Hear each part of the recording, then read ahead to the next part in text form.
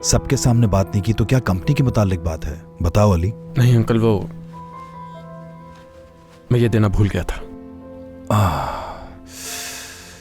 शुक्रिया, तुमने ये बच्चों के सामने नहीं दी मुझे।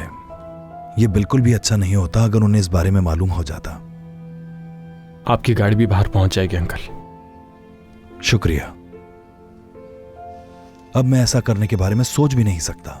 यानी इतना काम होता है, उसके बावजूद ये सब। कह तो रहे हैं कि आपको इस सब की आदत नहीं, लेकिन उस सब के बाद भी आप पूरी तरह अपने होश में ही थे। मैं आपकी जगह होता तो ना संभाल पाता खुद को। ये बिल्कुल भी अच्छा नहीं हुआ, तुम्हें मालूम है, और खास तौर पर हुआ भी ऑफिस के अंदर। अगर पता चल जाता तो बहुत बातें होती। फिक्र मत करें, उस वक्त वहां सिक्योरिटी के अलावा और कोई भी नहीं था। अगर कोई गलती से भी एक लफ्ज कहेगा तो उसे उसका हिसाब देना होगा। इसीलिए आप बिल्कुल फिक्र मत करें, ऐसा कुछ भी नहीं होगा। फारूक साहब के यहां दावत कब है अंकल?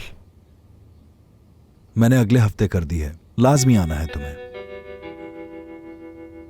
मैं क्या कहूं, वादा नहीं कर सकता। मैं सिनान को गाड़ी चलाने की प्रैक्टिस करने ले जा रहा हूं। क्यों नहीं, ये तो अच्छा हो जाएगा। यानी लाइसेंस मिलने से पहले थोड़ी प्रैक्टिस हो जाए तो बेहतर है। तुम साथ भी होगे। वैसे तो उसे गाड़ी चलानी आ चुकी है, लेकिन जैसा कि आपने कहा पहले प्रैक्टिस कर ले तो अच्छा होगा।